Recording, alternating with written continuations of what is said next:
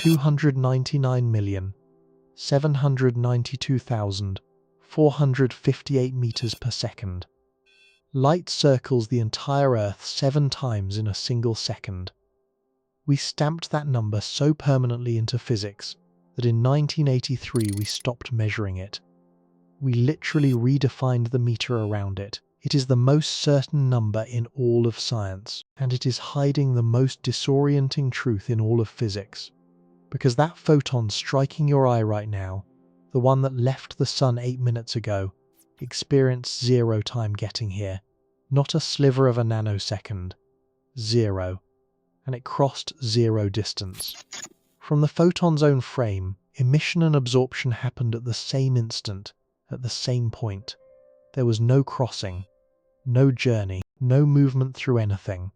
The fastest thing in the universe did not travel. And once you see why that is not a paradox, but the only mathematically consistent answer, everything you think you know about space, time, and what light actually is, will come apart at the seams. Consider how total our confidence in that number has become. It is not an estimate refined over the centuries. It is a fixed point. The meter, the very ruler we use to measure the cosmos, is now defined as the distance light covers in one tiny, precise fraction of a second. We did not adjust light to fit our units. We rebuilt our units around light. Every distance you have ever heard described, the height of a mountain, the width of an ocean, the gulf between 2 galaxies, is measured in the end against the speed of this one silent traveller. And yet that silent traveller, the thing we trust more than any other quantity in all of nature, does not experience itself as moving at all. This is the strangeness hiding in plain sight. We describe light as the fastest runner in existence. We say it races across the room, sprints from the sun, streaks between the distant stars. But the runner feels no race. To light, there is no track to run along, and no finish line waiting to be reached. The starting point and the arrival point are pressed together into a single place, not separated by a short distance, not separated by any distance at all. The journey we imagine, the long dark flight across the void, simply does not exist from the only point of view that belongs to the light itself. Here is what most people get wrong. They imagine light as a tiny object, a glowing bullet, flung across an empty stage we call space. They picture it leaving one place, travelling through the darkness, and arriving somewhere else. The way a thrown stone arcs across an open field. That picture feels obvious. It feels like plain common sense. And it is mistaken in nearly every way that matters. Light is not a small thing that moves through space. The answer to why will take apart the stage, the runner, and the emptiness itself, one quiet assumption at a time, until the very idea of something travelling through space stops making the kind of sense you thought it did. If you find a slow, settling kind of wonder in questions like this one, the kind that make the universe feel larger and stranger and somehow gentler than you were ever taught, do me a small favour and tap that like button and subscribe. It genuinely helps this channel grow, and it lets me keep making these long, unhurried journeys into the deep questions for you. There is nothing you need to do from here. Nothing to solve. Nothing to hold on to. Just let the words move past you at their own pace. Make yourself warm and comfortable. Let your shoulders fall. Let your breathing slow. And let the room go quiet around you. We are about to follow a single ray of light all the way down to the bottom of what it truly is. Past the speed, past the distance, past the journey we were promised, into the place where none of those words mean what we assumed. Let's begin. To understand why light does not travel the way you picture it, we first have to understand how we ever came to picture it travelling at all, because the idea did not arrive fully formed. For most of recorded history, the prevailing view was not that light was fast, it was that light was instant. When you opened your eyes at the start of the day, the sun was simply there, its brightness already filling the sky, as though distance meant nothing to it whatsoever. Light did not seem to make a journey, it seemed to be a condition of the world, the way a room is simply lit, or simply dark. This was not a foolish idea. It was the most reasonable conclusion a careful observer could reach. Strike a match in a vast dark hole, and the far wall appears to brighten in the very same instant, with no delay you could ever hope to catch between the spark and the glow. There was no gap to detect, there was no lateness to measure. To every sense a human being possessed, light arrived everywhere at once, and the notion that it might take time to cross a room, let alone the heavens, would have seemed like a strange thing to even propose. The first crack in that certainty did not come from staring at a candle. It came from staring at Jupiter. In 1676, a Danish astronomer named Ole Romer, working at the Paris Observatory, noticed something in the sky that no one had been able to explain. He was watching one of Jupiter's moons, a small bright world called Io, as it slipped behind the enormous planet and emerged again on the far side, over and over, with the regularity of a pendulum. Io was, in effect, a clock hung in the heavens. It vanished and reappeared on a schedule so precise that astronomers believed they could predict each event almost to the minute. But the clock was not keeping time. When Earth in its orbit drew closer to Jupiter, Io seemed to emerge from shadow a little early. When Earth swung around to the far side of its orbit and the distance to Jupiter grew, Io appeared to run late. The moon itself was doing nothing unusual. It crossed behind its planet exactly as it always had. Something about the distance was quietly bending the timing. Reaumur understood what it meant. The light carrying the image of Io to his telescope was not arriving instantly. When Earth was nearer, that light had less space to cross, and the event looked early. When Earth was farther, the light had a longer way to come, and the event looked late. The lateness was not in the moon, it was in the time light itself needed to make the crossing.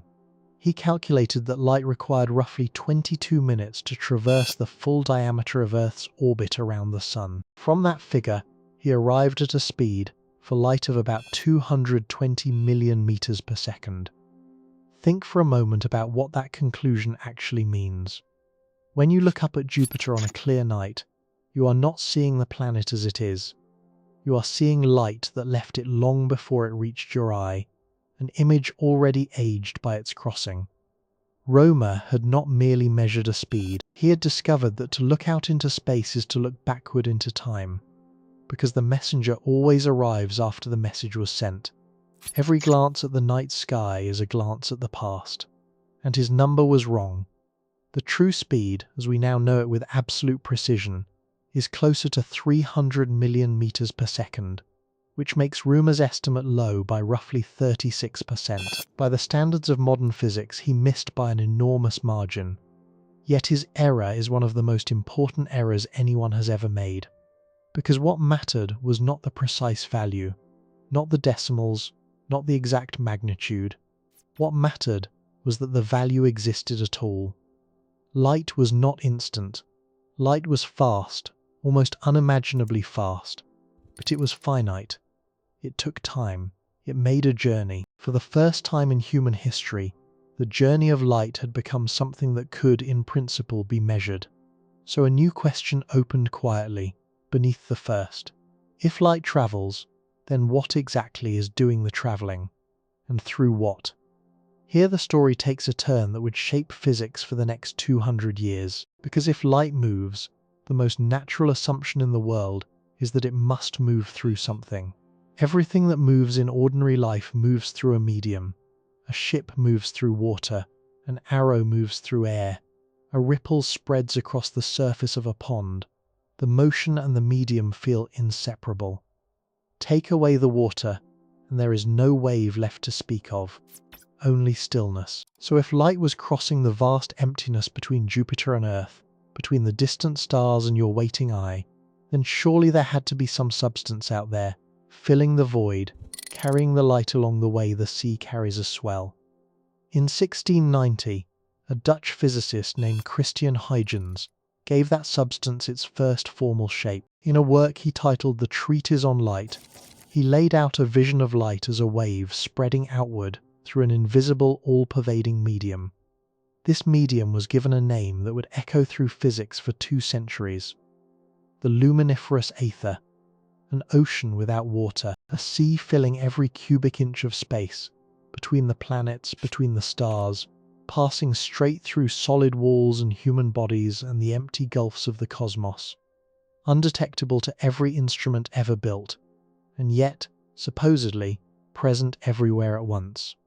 Light, in this picture, did not cross empty space at all. It swam. The aether was the water, and the light was simply a wave moving across it. Even Isaac Newton, who favoured a very different picture of light as a stream of tiny particles, could not fully escape the pull of the idea. He too invoked an ethereal medium woven through space to explain effects his particles alone could not account for. The greatest minds of the age, reasoning from entirely different theories, kept arriving at the same invisible ocean. For a while, the question of which picture was correct, light as wave or light as particle, remained genuinely open. Then, in the early 1800s, the evidence tilted hard toward the wave.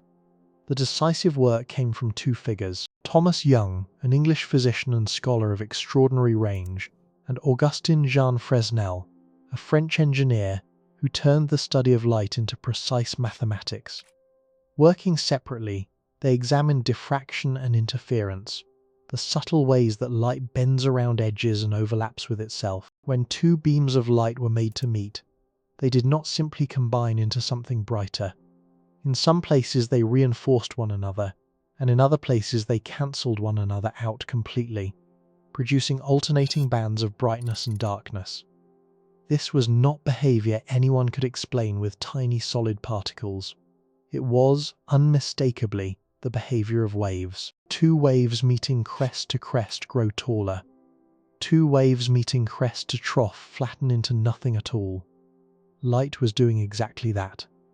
So the matter seemed settled, and settled in a way that made the aether feel not merely plausible, but necessary, because every wave anyone had ever studied was a disturbance in something. Sound is a wave in air, and in the vacuum of space, where there is no air, sound simply does not exist. A wave on the ocean is a disturbance in water. A vibration travelling along a rope is a disturbance in the rope.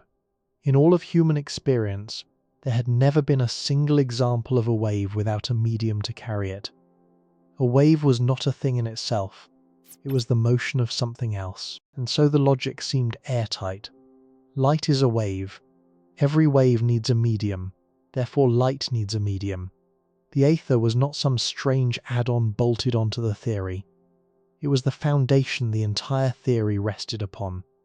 To believe in light as a wave was, by simple necessity, to believe in the ocean that light travelled through. This was the picture that physics carried confidently into the 19th century, and it was a beautiful one. Light was a ripple. Space was filled, invisibly and silently, with the medium that ripple moved across. The travelling that rumour had first detected finally had a stage to happen upon. It was intuitive. It was elegant. It agreed with everything that ordinary experience had ever taught about how waves and motion behave. It was also, in nearly every respect that would come to matter, wrong. Wrong in a way that nobody could yet detect, because the picture worked. It explained reflection, the mirror image that stares back from still water. It explained refraction, the bending of a beam as it slips from air into glass. It explained the colours that bloom in a film of oil on a wet road, the interference of overlapping waves reinforcing and cancelling. Every test the 19th century could devise, the wave theory passed. Each success made the invisible ocean beneath it feel more solid. A theory that predicts the world correctly earns the right to be believed, and the aether had earned that right 1,000 times over. Then came a man who would dissolve that certainty without ever meaning to. In 1865, a Scottish physicist named James Clerk Maxwell submitted a paper to the Royal Society in London with a quiet, almost forgettable title, A Dynamical Theory of the Electromagnetic Field. Maxwell was not hunting for the nature of light. He was trying to describe electricity and magnetism, two forces long studied as separate curiosities. The spark that leaps across a gap, the compass needle that swings patiently toward the north. These seem to have nothing to do with sunlight. Maxwell discovered that they were the same force wearing two different masks. His equations described a kind of endless exchange. A changing electric field gives birth to a magnetic field, and that changing magnetic field gives birth, in its turn, to an electric one. The two fields feed each other. One rises as the other falls, again and again, each creating its successor in the very instant it dies. Maxwell saw that this self-sustaining handoff could not stay in one place. It would propagate. It would travel outward through space as a wave. Not a wave in water, not a wave in air, a wave made of nothing but the electric and magnetic fields themselves, leapfrogging through the vacuum. And then he calculated how fast that wave would move. The speed fell directly out of two numbers that had already been measured, numbers with no obvious connection to light at all. One was the permittivity of empty space, a measure of how the vacuum responds to an electric field. The other was the permeability of empty space, a measure of how the vacuum responds to a magnetic one. Two German physicists, Wilhelm Weber and Rudolf Kohlrausch, had measured these quantities years before while studying ordinary electrical currents. Maxwell took their values and combined them in a single expression, one divided by the square root of the two multiplied together. Then he looked at the answer.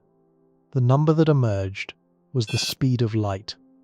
Consider what this means. Maxwell had never measured a beam of light to get there. He had measured only how empty space resists electricity and magnetism, and out of those two purely electrical quantities, the velocity of light came rising to the surface. He wrote that the result agreed so closely with the measured speed of light that the conclusion could hardly be avoided. Light was not a separate substance riding through the ether. Light was an electromagnetic wave. The glow of a candle and the tug of a magnet were the same phenomenon, and the speed of that phenomenon was already written into the electrical properties of the void. To feel the size of what Maxwell had done, step back from the equations for a moment. For all of history, light had been its own private category of thing. The sun gave it. Fire gave it. The eye received it. It belonged to no other family of phenomena. Now, in a single stroke, it had been folded into the study of electricity and magnetism, the same forces a child meets rubbing a balloon against their hair or watching iron filings arrange themselves around a magnet. The light of every distant star and the faint crackle of static were revealed as one continuous family. This is the kind of unification that comes perhaps once in a century, the moment when two separate sciences quietly become one. This was the first crack. Not a loud one. Not a crack anyone heard at the time. A crack all the same. Because notice what Maxwell had quietly done to the ether. The speed of light no longer depended on the stiffness of some invisible ocean. It depended on permittivity and permeability, on the electrical character of empty space itself. The carrier of light was now the electromagnetic field, a thing that needed no rigid jelly to tremble within. The field was its own medium. It did not ride upon the ether. It simply existed, stretched through all of space, and a disturbance in it moved at the single speed the vacuum allows. The ocean was becoming unnecessary, and almost no one noticed, because the old intuition still whispered that every wave must wave through something. So the ether survived a while longer, out of habit more than evidence. Physicists reasoned that Maxwell's electromagnetic field must itself be a condition of the ether, a tension running through that universal medium. They were not ready to surrender the ocean. They had spent 2 centuries building it, from Huygens in 1690 to the wave triumphs of the early 1800s, and an idea that old does not die from a single elegant equation. It dies when the world flatly refuses to behave as the idea demands. The world was about to refuse. For if the ether was real, it carried a consequence that could not be wished away. The Earth moves, it races around the Sun at roughly 30 kilometers every second, a relentless fall through space that never once pauses. If space is filled with a still and stationary ether, then the Earth must be plunging through it, and that motion must raise a wind. Not a wind against your skin, a wind made of ether, an invisible current streaming past the planet as it sweeps along its orbit. A beam of light sent forward into that current should travel at a slightly different speed than a beam sent across it. This is the everyday logic of a swimmer in a river. Swim with the current and you are carried quickly. Fight upstream and you crawl. Cross from bank to bank and you drift somewhere in between. Light in the ether wind should obey the same arithmetic. This was the test. This was the thing that could finally be measured. If the ether existed, the motion of the Earth through it would leave a fingerprint in the speed of light. A tiny difference depending only on which way the beam was aimed. Find that difference, and you have caught the ocean in the act of flowing. Fail to find it, and the entire foundation of 19th century physics would begin to tremble beneath everyone's feet. The difference the theory predicted was small, yet it was not too small to catch. It would demand an instrument of nearly impossible sensitivity, a device able to compare two beams of light to a precision finer than anything ever built. Yet such a thing was within reach. By the final decades of the 1800s, the technology existed. The question that had haunted physics since Huygens, the question of what exactly light moves through, was about to stop being philosophy and become measurement. Someone would build the apparatus. Someone would send two beams of light racing in perpendicular directions and watch, breath held, for the fingerprint of the wind. The people who would build that instrument were not gamblers testing a long shot. They were certain of the answer before they began. Everyone was.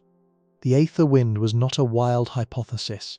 It was an expected result, a foregone conclusion, the confirmation of 2 centuries of settled physics that the measurement was assumed merely to formalize. They would construct the most sensitive optical device the world had ever seen for one purpose alone: to feel a breeze that all of science promised was already blowing past them. They expected to succeed. They had no reason on earth to imagine otherwise. And here is the truth that makes everything still to come so strange. The fingerprint was never there. The wind that 200 years of physics had insisted must exist, the current of the medium that every wave was thought to need, the ocean that gave light something to swim across, would turn out to leave no trace whatsoever. Not a faint trace. Not a trace merely too small to measure. None. The thing light was supposed to be travelling through did not exist. The deeper that fact settled, the stranger the original question became. The wind was gone. The ocean was gone. And light, somehow, kept right on arriving, exactly as fast as it had always arrived, with nothing beneath it to carry it at all. To understand how that absence was found, you have to go down a flight of stairs. The room is a basement beneath Adelbert Dormitory at Western Reserve University in Cleveland, Ohio. The year is 1887, and the season is spring.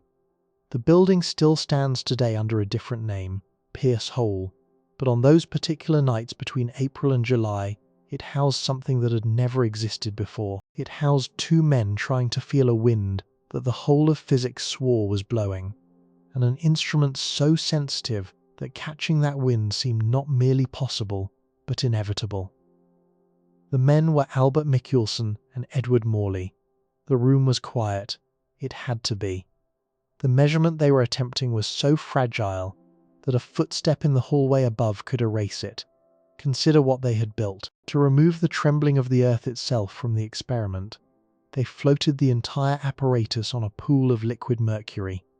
A great stone slab, heavy enough to anchor a small building, rode on that silver pond as smoothly as a boat on still water. They could push it with one finger and set the whole machine turning slowly, silently, without a single jolt. Onto that slab they fixed an arrangement of mirrors that split a single beam of light into 2 halves, and sent each half racing down a separate path. Each path was about 11 meters long, folded back and forth by mirrors, so that the light travelled that distance several times over before returning. The 2 arms pointed in directions perpendicular to one another, like the hands of a clock frozen at 12:15. The logic behind the device was elegant and, everyone believed, unbreakable. The Earth is not standing still. It races around the Sun at roughly 30 kilometers every second. a velocity that carries you across the width of a large country in the time it takes to read a sentence. If light truly swam through an invisible ocean, then the Earth ploughing through that ocean must generate a current, a steady headwind of aether streaming past the planet. Light travelling into that wind would be slowed. Light travelling across it would not. Send one half of a beam upstream and the other half crosswise, bring them back together, and the tiny difference in their arrival times would betray the wind. The two halves of light would fall very slightly out of step, and where they recombined they would paint a pattern of bright and dark bands. Shift the wind, and the bands would shift with it. This is the central beauty of the design. Michelson and Morley did not need to measure the speed of the aether wind directly. They needed only to turn their floating slab a quarter turn and watch whether the bands of light slid sideways. If the wind was real, rotating the instrument would swing one arm into the current and the other out of it, and the bands would have no choice but to move. The mathematics was settled long before the first beam was lit. Earth's motion through the aether should have produced a shift of about 4/10 of a single band, not a subtle borderline figure. A shift the instrument could see many times over, with room to spare.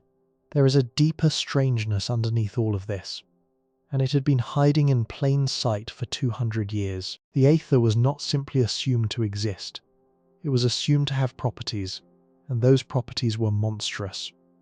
For light to oscillate as rapidly as it does, the medium carrying it had to be staggeringly stiff. The calculations demanded a substance millions of times more rigid than steel, not slightly stiffer, not stiffer than iron or stone, stiffer than the hardest material any human had ever touched, by a factor so large the comparison loses meaning. And yet that same impossibly rigid substance had to offer no resistance whatsoever to the planets. The Earth had to glide through this steel beyond steel for billions of years without slowing by the faintest fraction. A solid harder than diamond that a world could pass through as though it were nothing at all. Hold those two requirements in your mind at the same time. A material more rigid than any solid in existence, and a material so insubstantial that worlds drift through it unimpeded. This was not a small awkwardness in the theory. It was a flat contradiction sitting at the foundation of how everyone believed light worked. The aether had to be both the firmest thing in the universe and the emptiest, simultaneously, everywhere, always. Physicists knew this. They wrote about it. They tried for decades to imagine a substance that could be both at once, and they failed. And they kept the aether anyway, because the alternative was a wave with nothing to wave in, and that seemed even more impossible than a steel ocean you could walk through. So the experiment in the basement was not merely a curiosity. It was the moment when that impossible substance would finally be forced to declare itself. Either the wind was there, and the bands of light would move, and the steel ocean was real despite all its contradictions, or something far stranger was true. Michelson and Morley expected the former. They had every reason to. The entire architecture of 19th century physics leaned its full weight on the assumption that they would succeed. They did not succeed. They turned the slab. They watched the bands. And the bands very nearly did not move at all. Where 4/10 of a fringe had been promised, they measured something on the order of 1 or 2 hundredths, so small it sat down inside the noise of the experiment itself, indistinguishable from the natural jitter of a machine that exquisite. They repeated it at different hours, with the Earth pointed in different directions along its orbit. They repeated it across the seasons, when the planet's motion through the supposed ocean would have reversed. The answer never changed. There was no wind. There was no current. The steady stream of aether that 2 centuries of physics had insisted must be rushing past the Earth left no fingerprint of any kind on the most sensitive light-measuring device ever constructed. Consider what this means for the people who lived it. Michelson would spend years convinced he had failed. To him, the experiment was a disappointment, a beautiful instrument that had refused to detect the thing it was built to detect. He did not see, at first, that he had not failed to measure the aether. He had discovered that there was nothing to measure. The most consequential result in the history of physics arrived, disguised as an embarrassment, a null, a blank where an answer was supposed to be. Science does not usually announce its revolutions. Sometimes it simply hands you an empty page and waits for someone to understand that the emptiness is the discovery. Decades later, Albert Einstein would look back on that empty page and describe its effect in unusually frank words. He said that if the Michelson and Morley experiment had not brought physics into serious embarrassment, no one would have regarded the theory of relativity as even a halfway redemption. Read that carefully. The single most important idea of 20th century physics did not arrive because someone found something. It arrived because two men in a Cleveland basement found nothing, and that nothing was so complete, so stubborn, so impossible to explain away, that it forced the rebuilding of space and time from the ground up. The absence was the door, the blank measurement was the key. But notice what the null result actually leaves you holding. The wind is gone. The ocean is gone. The steel beyond steel medium is gone. And light, in the same instant, is exactly as it always was, crossing those 11-meter arms at precisely the same speed in every direction, into the supposed wind, and across it and away from it, with no difference at all. This is the part that should unsettle you more than the contradiction ever did. It would be one thing if the aether had simply vanished and taken light's behavior down with it. Instead, the medium disappeared, and the light did not so much as flinch. The thing was traveling at its fixed, unwavering speed through a vacuum that contained, by every measurement anyone could make, absolutely nothing for it to travel through. So the question sharpens to a fine and frightening point. If there is no ocean, what is the wave? If nothing is being disturbed, what does it mean for light to ripple at all? For 200 years the answer had been a medium, an invisible substance, a something. The basement experiment had just erased the something and left the rippling untouched. And here the story turns, because the answer was already written down. It had been written more than 20 years before Michelson ever floated his slab on Mercury, sitting quietly in a paper almost no one had fully grasped, by a Scottish physicist who had calculated the speed of light without ever once mentioning an ocean for it to cross. The medium was not missing. The medium had simply never been the kind of thing anyone had been looking for. And to see what it truly was, you have to go back to 1865 and to a set of equations that had quietly redefined what the word emptiness even means. His name was James Clerk Maxwell, a Scottish physicist, and in the middle of the 1860s, he was not chasing light at all. He was chasing something that seemed entirely separate. He was trying to describe electricity and magnetism, two forces studied for centuries but never fully joined. He wanted to understand how a magnet reaches across an empty gap to turn a compass needle without ever touching it. He wanted to understand how a changing electric current stirs a magnetic field into being, and how a changing magnetic field stirs an electric current in return. These were the questions on his desk. Light was nowhere among them. In 1865, he submitted a paper to the Royal Society with a quiet, technical title. He called it a dynamical theory of the electromagnetic field. Inside it, he gathered the scattered laws of electricity and magnetism into one connected mathematics, a description in which the electric field and the magnetic field were not two separate phenomena, but two faces of a single thing. And in the middle of that work, almost as a side effect, a number fell out of his equations that he had never set out to find. It was a speed. It was the velocity at which a disturbance in this unified field would be forced to travel through empty space. That velocity was fixed by only two quantities, and neither one had anything to do with light. The first was the permittivity of empty space, a measure of how readily the vacuum allows an electric field to form within it. The second was the permeability of empty space, a measure of how readily the vacuum allows a magnetic field to form within it. Both had already been measured in the laboratory, in careful experiments concerning charges and currents and coils of wire. Two physicists named Weber and Kohlrausch had pinned down their values years before. Maxwell took those two numbers, combined them exactly as his equations required, and worked out the speed that came back. The speed was almost exactly the speed of light. Not roughly, not in the same general range. The number that emerged purely from the electrical and magnetic properties of empty space matched the measured speed of light so closely that Maxwell understood immediately that it could not be an accident. Two completely different kingdoms of physics had just collided inside a single figure. The behavior of magnets and the behavior of light were not neighbors. They were the same phenomenon wearing two different masks. So Maxwell drew the conclusion that the number demanded. Light, he wrote, must itself be an electromagnetic disturbance, a wave rippling through the electromagnetic field. And here is the part that took the world decades to absorb. The thing that waves when light moves is not water.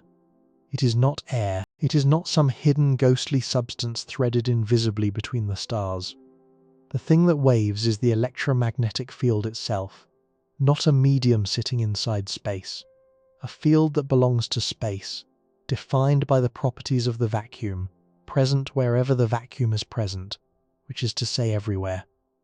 This is the quiet revolution buried in that paper. The aether had been imagined as a substance laid down within empty space, a separate ocean poured into the container of the universe. Maxwell's field was not poured into anything. It was a property of emptiness itself, as intrinsic to the vacuum as its own geometry. The permittivity and the permeability are not features of a material floating in the void. They are features of the void. And when you ask how fast light travels, you are not asking how fast a swimmer crosses an ocean. You are asking something far stranger. You are asking how fast the emptiness itself permits a disturbance to pass. Now you can see why the basement experiment in Cleveland found nothing. Michelson and Morley had gone searching for a wind, for the rush of an aether streaming past the moving earth. But there was no ocean to stream. There was only the field, and the field does not blow past you like weather. It is not a substance the planet plows through. It is the very stage on which electric and magnetic events occur, and it carries its own speed written directly into its structure. The wind was absent because the sea was never there. What remained was the wave, and a single speed locked into the fabric of nothing at all. Consider what this means for the photon you imagine crossing your room. You picture a tiny bullet flying from the lamp to your eye, a small bright object pushing its way across the gap. That picture is wrong. Not slightly wrong. Wrong at the root. There is no bullet, and there is no gap full of waiting emptiness for it to push through. There is a field that already fills the room, already fills the space between the lamp and your eye, already fills the space between the galaxies. The light is not a traveller crossing that field. The light is a disturbance in that field. It is the field, briefly, locally, trembling. The 20th century took Maxwell's insight and made it sharper and stranger still. In the language of quantum field theory, the electromagnetic field is not a metaphor and not a convenience. It is the most fundamental layer of reality we can presently name. It pervades all of space, every cubic inch of it, the spaces inside atoms, and the spaces between worlds alike. And a photon in this picture is not a separate object that visits the field. A photon is a single excitation of the field, the smallest possible unit of trembling that the field will allow. Jolt the field, and a ripple runs outward through it. That ripple is the photon. There is nothing else there. The particle and the wave are not two things in tension. They are the field, disturbed. The photon is unique in the whole history of physics for exactly this reason. Almost every particle was discovered first as a thing, a fleck of matter found in an experiment, and only later described by a field. The photon arrived in the opposite order. It was understood as a field before it was ever caught as a particle. The field came first. The particle was always just a ripple within it, the way a wave on the sea is never a separate object from the water, but only the water, raised and lowered, passing its shape along. Sit with that for a moment, because it changes something in the body. When you feel the warmth of sunlight on the back of your hand, you are not being struck by a stream of small fast objects that flew here from the sun. You are feeling a field that touches the sun and touches your skin at the same time, a single continuous field, vibrating. The light did not come to you across that vast and vacant distance. The field was already here. It was already there. It was never broken in between. The sun simply disturbed its own end of something that reaches all the way to you, and the disturbance arrived. This is the core mechanism, and it dismantles the oldest assumption of all. We assume that for light to reach us, something must make a journey. Something must leave one place, cross the cold space between, and arrive at another. But if light is the field, and the field is everywhere and already whole, then perhaps the journey was an illusion from the start. Perhaps nothing ever crossed anything. Perhaps the lamp and your eye were always joined by a single trembling thread, and what we call the travel of light is only that thread announcing, from one end to the other, that something has changed. The medium was never missing. The medium was the field, and the field was already touching everything it would ever reach. Which means the light never had an ocean to cross. And if it crossed nothing, then the strangest cost of all was never paid in distance. It was paid somewhere quieter, somewhere we have not yet dared to look. It was paid in time. It was paid in time. And time is the one currency we believe cannot be cheated. We treat the passing of seconds as the great equalizer, the steady river that carries every object and every creature forward at exactly the same unhurried pace. One moment for every moment. No exceptions, no escapes, no special passage granted to the swift or the slow. We imagine time as a single clock fixed to the wall of the universe, ticking out the same rhythm for the distant star and the river stone and the sleeping child alike. It feels like the most reliable thing in all of existence. It is not. Time does not flow at one rate for everything that moves. It bends, it stretches, and for light, it stops completely. To understand how something so impossible could be true, we have to follow the thread back to a lecture hall in the German city of Cologne in September of the year 1908.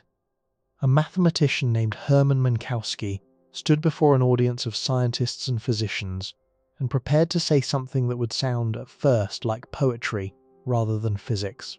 Minkowski had once been Einstein's mathematics teacher, and he had not been especially impressed by the young man in his classroom. Now, only 3 years after Einstein's strange new theory had appeared, Minkowski had seen what that theory truly contained, and he had come to give it a shape no one had imagined. He opened with a sentence that has echoed through physics ever since. Henceforth, he said, space by itself and time by itself are doomed to fade away into mere shadows. Only a union of the two would preserve any independent reality. This was not a flourish. It was a precise mathematical claim. Minkowski had realized that space and time were not two separate stages on which events were painted. They were a single four-dimensional fabric, woven together so tightly that what one observer measures as a stretch of distance, another moving observer measures partly as a stretch of time. The two are interchangeable, traded back and forth depending on how fast you move. And once you accept that space and time are a single fabric, a strange and beautiful quantity emerges from the mathematics. Physicists call it proper time. It is not the time on a clock hanging on a wall. It is the time measured along the actual path an object takes through this four-dimensional fabric, the time that object itself would feel ticking past, the only time that truly belongs to it. Here is the part that overturns intuition. Proper time is not the same for everything. The faster an object moves through space, the slower its proper time advances relative to everything around it. This is not a trick of perception. It is not an error in the instruments. It is the geometry of the fabric itself. A clock carried at tremendous speed genuinely ticks fewer seconds than a clock left at rest. And when the two are brought back together and compared side by side, the moving clock will read less elapsed time than the stationary one. Not because the moving clock malfunctioned, not because something jostled its gears, but because the moving clock travelled a different path through space-time, and along that path, less of its own time existed to be counted. Now take this principle and push it to its absolute limit.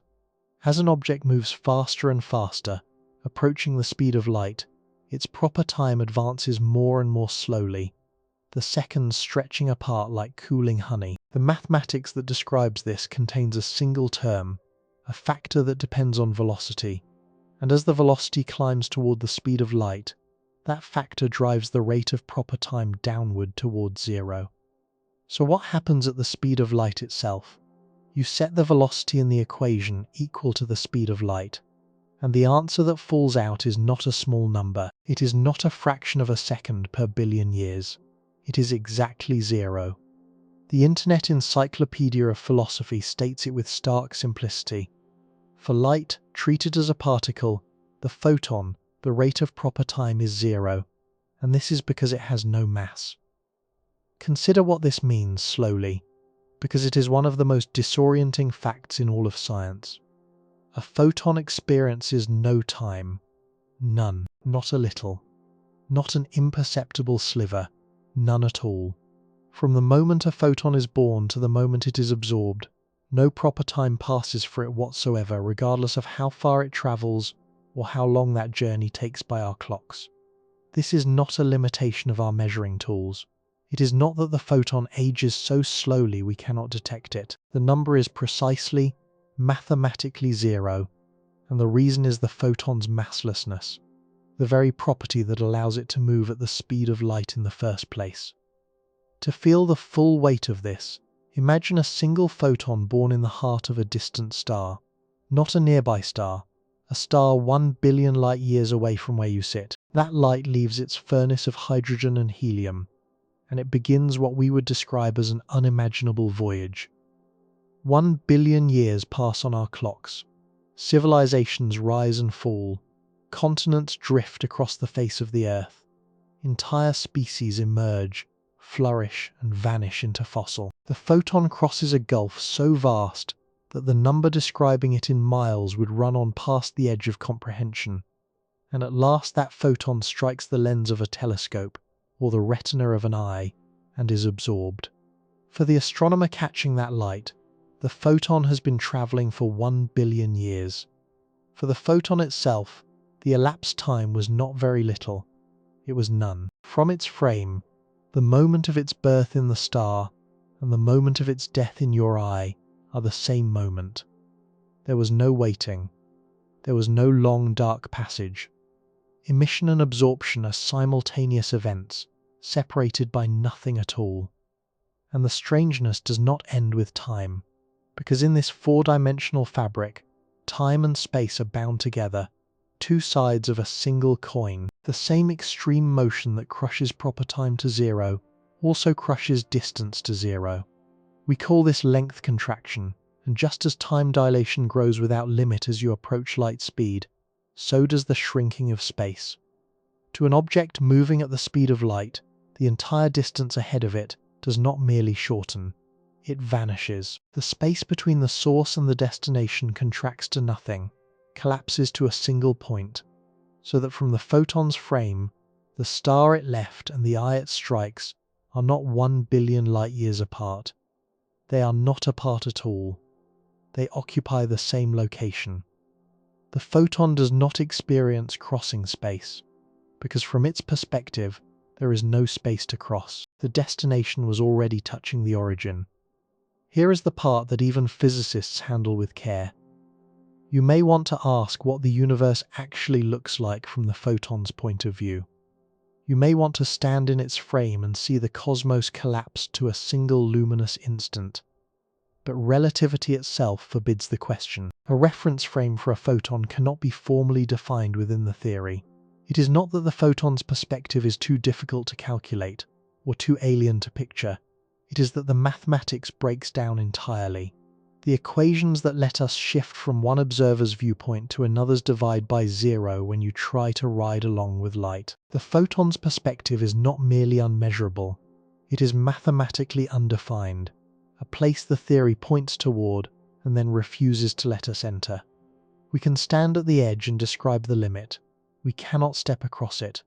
So we are left holding two truths that ought to contradict each other and do not. By every clock we possess, by every measurement we can make from our own slow and massive vantage, light takes time to arrive. It crosses your room in a sliver of a second. It crosses from the moon in a heartbeat and a fraction. It crosses from that distant star across 1 billion of our years. All of that is real, and all of it is correct. And yet, woven into the same fabric, equally real and equally correct, light experiences none of it. 0 seconds, 0 miles, 0 journey. The two descriptions are not in conflict. They are simply written in different columns of the same ledger, one belonging to the massive observers who must wait, and one belonging to the massless traveller who never waits at all, because for that traveller there was never any travel. This is the escalation the title has been circling from the very first sentence. We began by doubting that light moves through any medium. Now we are forced to doubt something deeper still. We are forced to doubt that light moves through time. The thing we have always called the fastest traveller in the universe is, from its own frame, not travelling at all. It is not racing across the void with desperate speed. It is simply present at both ends of its existence at once, born and absorbed in the same indivisible instant, stitching 2 points of the cosmos together with a thread that has no length and takes no time. The speed we measure, that famous and exact figure, is the speed we see from the outside. From the inside there is no speed, because there is no distance and there is no clock. There is only the photon, and the strange fact that it arrives the very instant it departs. Consider what this means. The mathematics that delivers this conclusion is not exotic. It is the same geometry Hermann Minkowski laid out in Cologne in 1908, the four-dimensional architecture that took Einstein's equations and folded space and time into a single seamless fabric. In that geometry, every object carries a quantity the physicists call proper time. It is the time measured along the object's own path through the universe, the ticking of its own private clock. For anything that has mass, that quantity is always greater than 0. A clock on a moving train still ticks. A clock aboard a spacecraft still ticks. Slowed, perhaps, stretched and thinned by velocity, but never stopped. For matter, proper time always runs forward, however faintly. Now set the velocity in that same formula equal to the speed of light, and watch what happens to the number. It does not shrink towards 0. It does not become impossibly small. It becomes exactly 0, not nearly 0, not vanishingly close, 0, with the flat finality of an equation that has nothing left to give. The clock does not slow to a crawl. The clock does not exist. The Internet Encyclopedia of Philosophy states the matter without flinching. For light, treated as a quantum mechanical particle, the photon, the rate of proper time is 0, and this is because it has no mass. That last phrase is the whole secret, hiding in plain sight. The photon experiences no time, not because it is fast, but because it is massless. Mass is the thing that anchors an object to the flow of duration. Mass is what forces a clock to tick. A particle with no mass is exempt from that tax entirely. It does not pay the price of waiting that everything heavier than it must pay. This distinction matters enormously, because it tells us the photon's strange condition is not a quirk of extreme speed that a faster engine might one day overcome. It is a structural fact written into what the photon is. Take away its mass, and you take away its clock in the very same motion. Consider a single ray leaving the surface of a star 1 billion light-years from here. The gulf it must cross is so vast that the number empties of meaning the moment you try to hold it. Light from that star left before there was a single multicellular creature stirring in Earth's oceans, before the continents wore their present shapes, before anything that could be called a witness existed anywhere on this planet. That ray travelled across a span of space so enormous that the human mind has no honest picture for it. And when it finally strikes a detector here, after crossing that ocean of distance, how much time has passed for the photon itself along the way? Not very little time. None. The departure and the arrival are, for the photon, the same event. It is born at the star, and it dies at the detector in a single undivided instant that from its frame never had a duration at all. Let that settle for a moment. 1 billion years for us. Nothing for it. And here the picture deepens in a way that is almost too symmetrical to be comfortable. Zero time is only half the story. The other half is distance. The same theory that collapses the photon's clock also collapses the road it travels. As any object approaches the speed of light, the space ahead of it contracts, the distance to its destination shrinking in the direction of motion. Push that effect all the way to light speed, and the contraction becomes total. The billion light years between the star and the detector do not merely shorten, they vanish. Infinite time dilation and infinite length contraction are not two separate marvels.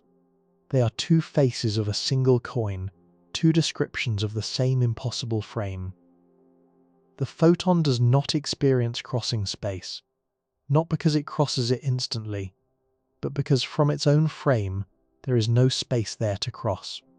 The road has been pressed flat to a single point. If you could somehow ride alongside that ray, looking outward as it spanned 1 billion light years, you would not see the cosmos streaming past you at tremendous speed. You would find there was nothing to stream past. The destination would be pressed against the origin, the far star touching the distant Earth, the entire intervening universe squeezed into a single location with no width and no depth. There would be no journey to watch, because there would be no distance to journey through. The thread that stitches the 2 points together has no length, and a thread with no length takes no time to lay down. But there is one final turn of the screw, and it is the strangest turn of all. Everything described so far has used a phrase that physics, on closer inspection, refuses to allow. The phrase is the photon's frame. We have spoken of riding alongside the light, of looking out from its perspective, of what it experiences. And here relativity quietly closes the door. A reference frame for a photon cannot be formally defined within the theory at all. The mathematics that grants every massive object its own valid point of view simply will not extend to the massless one. There is no consistent set of coordinates you can attach to a beam of light and call its rest frame. The very attempt produces equations that break. This is a more radical statement than it first appears. We are not saying the photon's perspective is impossible to measure, the way some quantity might be too small or too distant for our instruments. We are saying the photon's perspective is mathematically undefined, not unknown, but undefinable. There is no fact of the matter about what the universe looks like from the light's point of view, because the theory cannot construct that point of view in the first place. Every poetic image we reach for, the frozen traveller, the stitched together points, the journey that takes no time, is a shadow cast from the outside, a translation into human terms of something the equations decline to describe from within. The photon does not have a small strange experience of the cosmos. It has no defined experience at all. It sits at the exact edge of what the geometry of space-time will permit a thing to be. Understanding why requires dismantling one last assumption we have been carrying without noticing. We have been imagining the photon as a traveller, a tiny voyager that sets out, endures a passage and arrives. We have granted it the dignity of a journey even while stripping away its clock and its road. But a traveller with no time, no distance, and no definable frame is not a diminished traveller. It is something the word traveller was never built to hold. The question we began with assumed that light goes from here to there, that it moves across the gap between emission and absorption the way a runner crosses a field. Relativity has now quietly removed the field, removed the running, and removed the runner's vantage point, and left us holding a fact that no longer fits the shape of the sentence we used to state it. So if the photon is not crossing time, and not crossing distance, and cannot even be granted a frame from which to do the crossing, then what precisely is it doing? The honest answer is that we have been asking the wrong question all along. We have pictured light as a thing moving through an empty stage, and every measurement we take, every confirmation the theory delivers, keeps insisting that the stage itself is the thing that matters. Perhaps the void was never the right backdrop. Perhaps light has never been moving through space in the way we imagined, but tracing something else entirely, something folded into the shape of the universe, something with a geometry of its own that we have not yet allowed ourselves to see.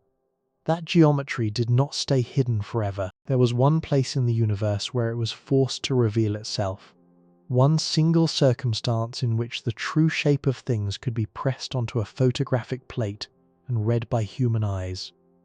To find it, you do not stare into the empty dark between the stars. You look instead at the trembling edge of something enormous. Light bends.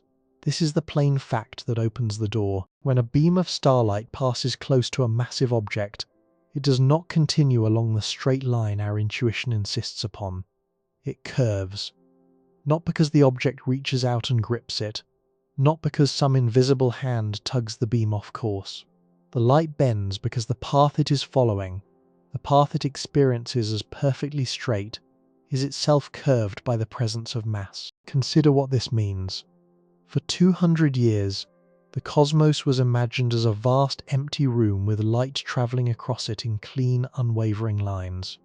The room was the stage, the light was the actor moving upon it, and the stage, everyone assumed, was rigid and flat and utterly indifferent to whatever crossed it. Isaac Newton had handed the world a picture in which space was an absolute backdrop, the same in every direction, unchanged by the matter sitting inside it. It was an elegant picture. It was also, in the most literal sense possible, the wrong shape. In 1915, Albert Einstein finished a theory that proposed something very close to heresy. Mass, he argued, does not pull on distant objects across an empty gap. Mass bends space itself. A star, a planet, a sun, each one sinks into the fabric of space-time the way a heavy weight sinks into a stretched sheet, and everything that moves nearby simply follows the new contours of that sheet. Gravity was not a force reaching across the void. Gravity was geometry. The universe was not flat. It was sculpted, dimpled and curved by everything heavy that lived within it. But a theory this strange needed a witness, and the witness Einstein's mathematics demanded was light itself. If space truly curved around a massive body, then starlight grazing the edge of our own sun should bend as it passed, and a star sitting almost directly behind the sun should appear to shift slightly out of position, nudged sideways by the curvature of space near that enormous mass. The trouble was the sun's own brilliance. You can never see the faint stars that sit beside it, because daylight drowns them completely. There is only one moment when those stars become visible.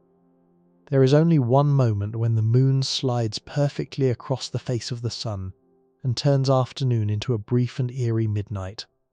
On the 29th of May, 1919, that moment arrived. An English astronomer named Arthur Stanley Eddington had travelled to the small island of Principe, off the western coast of Africa, carrying telescopes and photographic plates, and a quiet, stubborn determination to settle the question. A second team had sailed to Sobral, in northern Brazil, to photograph the very same eclipse from the other side of the Atlantic, so that no single cloud or accident could ruin the result. Eddington waited through the morning as rain threatened to erase the entire expedition. The clouds parted only minutes before totality. Then the moon covered the sun, the sky darkened in the middle of the day, the hidden stars emerged, and for a few short minutes he photographed a patch of sky that no human being had ever been able to see in daylight before. The question came down to arcseconds, a unit so small it measures the apparent width of a coin seen from miles away. Newton's older picture of gravity, stretched as far as it could go, allowed for a faint deflection of starlight. Einstein's geometry predicted a bend of 1.75 arcseconds, exactly twice the value Newton's theory would permit. When the plates were developed and the star positions measured against photographs of the same stars taken at night months earlier, the stars near the sun had shifted. Not by Newton's amount, by Einstein's. Light grazing the surface of the sun had bent by the precise degree that curved space-time demanded, and not one fraction more. This is the disturbing beauty of that result, and it runs far deeper than a number on a photographic plate. The starlight did not curve because the sun pulled it. The starlight travelled perfectly straight. It never deviated, never turned, never accelerated sideways. From the light's own point of view, it took the shortest, simplest, most direct route available between 2 points. The route was curved only because the space it passed through was curved. The light was not bent. The geometry was bent, and the light obediently traced it. This is the misconception that has to be dismantled completely, because nearly everyone carries it without knowing. Picture a stone thrown across a field. It arcs upward, slows and falls, dragged into its curve by gravity fighting against its forward motion. Now picture starlight bending past the sun, and the temptation is overwhelming to imagine the very same scene, a beam thrown across space, pulled into an arc by the sun's gravity wrestling against it. That picture is wrong. Not slightly wrong. Completely and fundamentally wrong. The stone arcs because a force fights its natural straight-line motion. The light does not arc at all. The light is already moving in a straight line. It is simply that, near the sun, the straightest possible line is no longer the straight line of the schoolroom. Physicists have a name for the path that light follows. They call it a null geodesic. The word geodesic means the straightest possible path across a curved surface, the way a flight from one city to a distant one traces a great sweeping arc over the globe, while the aircraft flies perfectly straight relative to the curve of the Earth beneath it. The pilot never turns the plane, yet drawn on a flat paper map, the route looks bent, because the surface the plane is following is round. Light does exactly this through four-dimensional spacetime. It follows the straightest line available to it, and that line curves only because the space-time carrying it curves. If you could flatten the space near the sun back into a perfect grid, the starlight would run dead straight across it. You cannot flatten it. The mass will not allow it. But the first word in that name carries the deeper secret. Null. Along a null geodesic, the quantity physicists call the space-time interval, the true four-dimensional separation between two events, equals exactly zero. This is not a coincidence, and it is not a mathematical curiosity. It is the same zero we met before, the zero proper time of a photon that crosses 1 billion light years and ages not at all. The path of light is the one path through the entire universe, along which the separation between start and finish is, in the deepest sense the mathematics can carry, nothing whatsoever. And this is where the picture stops being a picture of motion at all. Light does not travel between 2 points the way a runner crosses a field. Light traces the boundary, the absolute outer edge, of what can affect what. The physicists describe it precisely this way, along that boundary, where the causal edges of space-time are drawn. Time does not slow down gradually and approach zero. It is zero. The null geodesic is not a road that light drives along. It is the dividing line of the universe itself, the surface that separates every event that could possibly influence another from every event that never ever can. Light does not move through that boundary. Light is what the boundary is made of. So the question we began with quietly transforms once again. We asked why light is not moving through space, and the geometry answers with something stranger than we ever bargained for. Light is not a thing that crosses a void and happens to bend a little near a star. Light is the universe drawing its own lines of cause and consequence, tracing the exact architecture of what is permitted to reach what. It does not travel across the structure of space-time. It is the structure, made briefly and gloriously visible, on one cloud-broken afternoon in 1919, when the moon stepped in front of the sun and let a handful of human beings see the straight lines of a curved universe for the very first time.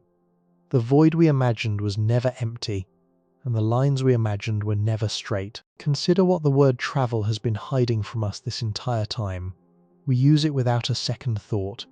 We say that light travels from a distant star, that it travels across the gulf, that it travels for 1 billion years before it reaches a telescope on a mountaintop. The word feels harmless, it feels obvious, but buried inside that single innocent verb is the entire false picture we have been carrying since childhood. The picture of a tiny luminous bead racing down an empty corridor of space the way a runner races down a track. That picture is wrong. Not slightly wrong.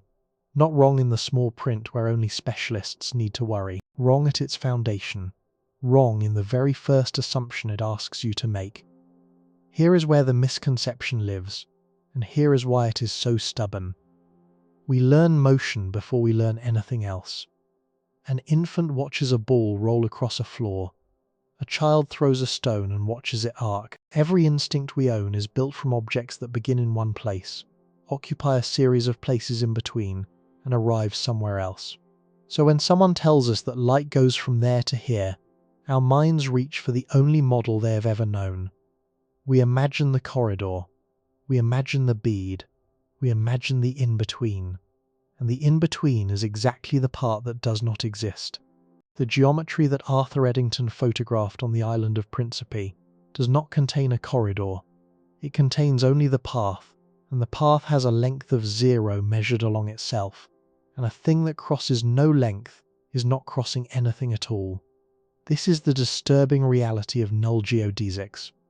A geodesic is simply the straightest possible line that a curved surface will allow. On the surface of the Earth, the straightest line between two cities is a great circle, which is why long flights appear to bound northward on a flat map. In the four-dimensional geometry of space-time, light follows the straightest lines that the geometry permits, and those particular lines carry a name because of one extraordinary property. The space-time interval measured along them is not small, it is not nearly nothing. It is exactly nothing. 0. That is what the word null means here. It is not an insult and not an absence of importance. It is a precise mathematical statement that the separation between where a beam of light begins and where it ends, measured in the only way the light itself could measure it, comes out to be no separation whatsoever. So we must finally retire the corridor.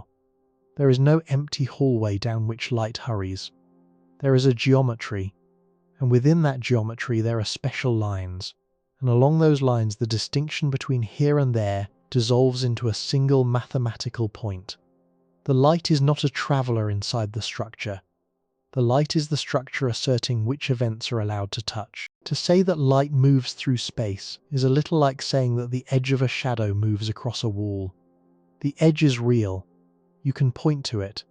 But it is not a thing that exists apart from the wall and the lamp and the object between them. It is a relationship made visible, and the relationship that light makes visible is the deepest one the universe possesses, the relationship of cause to consequence, of before to after, of what can reach what. To appreciate how strange this truly is, return for a moment to the man who first drew the picture in its full mathematical clarity. Hermann Minkowski stood before an audience in Cologne in 1908 and announced that space by itself and time by itself were doomed to fade into mere shadows, that only a union of the two would retain any independent reality. He was not speaking poetically. He had found the equations, and inside those equations, light occupies the most privileged position of all. Massive things, the things you and I are made of, move along paths where some genuine interval of proper time accumulates, where a clock carried along the journey would record real seconds, real years, a real lived duration. Light moves along the boundary where that accumulation falls to nothing. The Internet Encyclopedia of Philosophy states the conclusion in language so plain it is almost unsettling. For light, treated as a photon, the rate of proper time is 0, and this is because it has no mass. No mass, no proper time. No proper time, no journey. The two facts are welded together, and there is no prying them apart. This distinction matters enormously because it tells us why nothing made of matter can ever join the light on its boundary. Massive objects are exiled from the null lines forever. They can be pushed faster and faster, fed energy without limit, accelerated until a clock aboard them crawls almost to a halt relative to the world they left behind. But they can never quite arrive at the boundary itself, never quite reach the place where proper time becomes zero. Because for a thing with mass, that place demands an infinite quantity of energy, more than the chemical fuel of every star and planet and atom in the observable cosmos could ever supply. The boundary is reserved. It belongs to the massless, and what travels along it does not experience the trip, because from its own frame there is no trip, only the simultaneous flash of being born and being absorbed at what its own geometry insists is one single point. Now consider what Eddington actually proved on that cloud-broken afternoon, because it is more radical than the textbooks usually let on. He did not merely confirm that gravity bends light. Newton's own physics had allowed for a bending, a gentle gravitational tug on light treated as a stream of tiny corpuscles, and that older theory predicted a deflection of a certain modest size. Einstein predicted a deflection exactly twice as large, 1.75 arcseconds for starlight grazing the very limb of the sun. When Eddington measured the apparent shift of stars near the eclipse disk, and when the parallel team measured it from Sobral in Brazil, the answer matched Einstein, not Newton. And that doubling carries a meaning. The extra deflection was not light being pulled by a force. It was light following the curvature of space-time itself, the geometry bending beneath it, the straightest available line through a warped region simply looking, to our distant eyes, like a curve. The starlight was never tugged. It was never deflected in the sense of being knocked off a true course.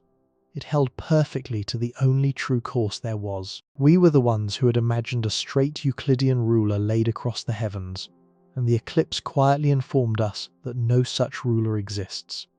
So the loophole we keep reaching for, the comforting idea that somewhere out there is a real flat empty space through which light is genuinely racing, closes one final door. There is no flat empty space underneath the geometry, waiting to be uncovered.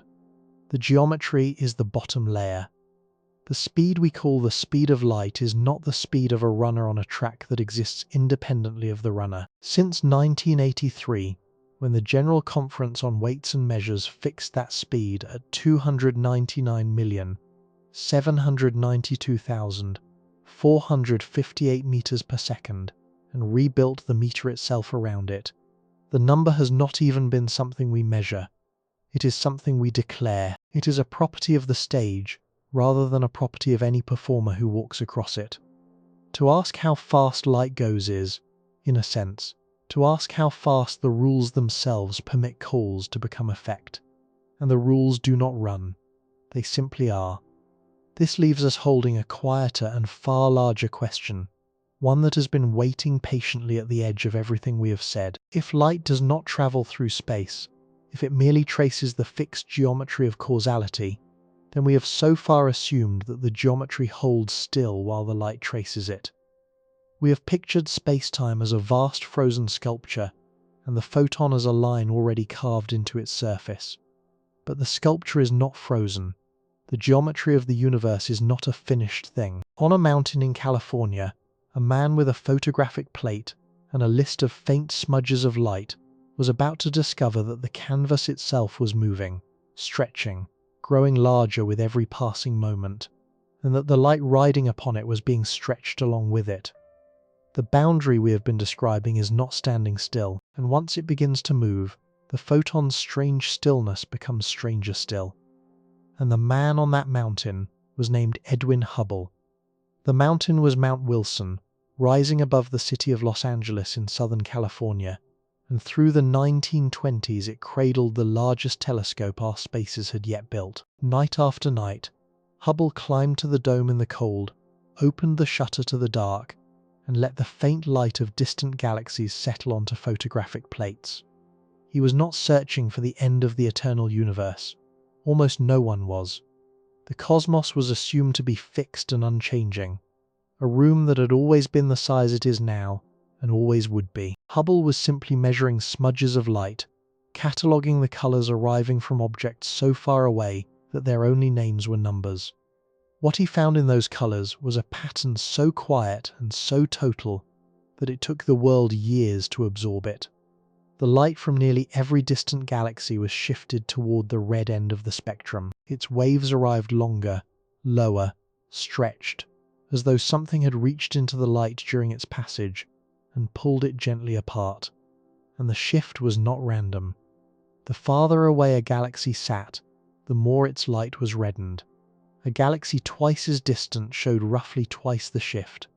A galaxy 10 times as distant showed roughly 10 times the shift.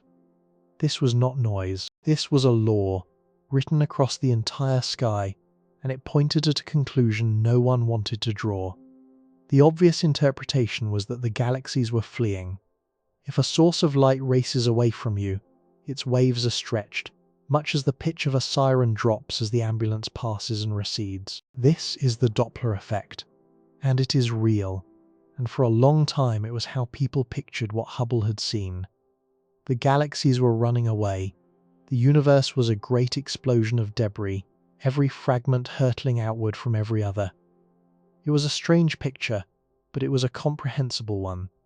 It kept the light doing what we always imagined light does. It kept the photon as a traveler, moving through a space that simply happened to be growing emptier.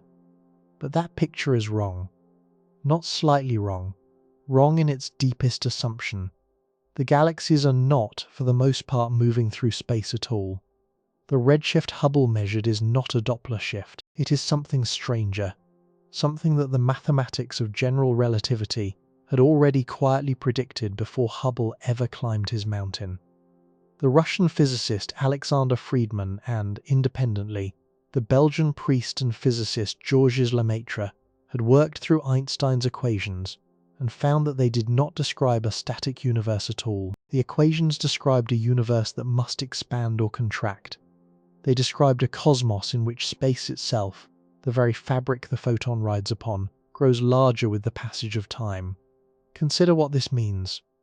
When we say space expands, we do not mean the galaxies are flying apart through a fixed and empty arena.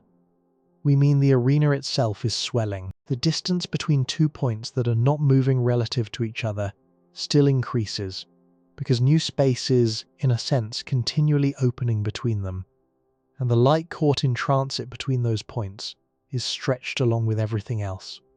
The photon does not lose energy by climbing away from a source. Its wavelength grows because the geometry it is threaded through is growing. This is the heart of the cosmological redshift. The color of ancient light is a measurement of how much the universe has expanded since that light was emitted. This distinction matters enormously because it tells us that a photon can be reddened without anyone moving at all. Imagine a galaxy that sits perfectly still relative to us at the moment it releases its light. Imagine that we, too, sit perfectly still as that light finally arrives, billions of years later. Neither of us ever moved. And yet the light comes in stretched and reddened, its waves drawn out by a factor that records the swelling of the cosmos across the entire span of its journey. There is no engine of motion here. There is only the slow, patient enlargement of the stage. The photon was painted onto a canvas, and the canvas was pulled wider while the paint was still wet.